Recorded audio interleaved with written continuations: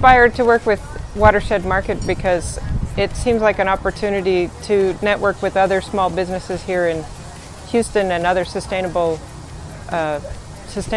businesses. I build metal rain tanks. I build tanks that are made of galvanized steel. They're from 300 to about 1,800 gallons.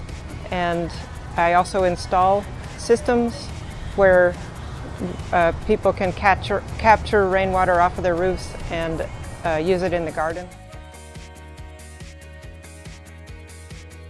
Actually, I do a lot of education around water, being conscious of what we do with water and how to capture, store, and reuse water, rainwater in particular.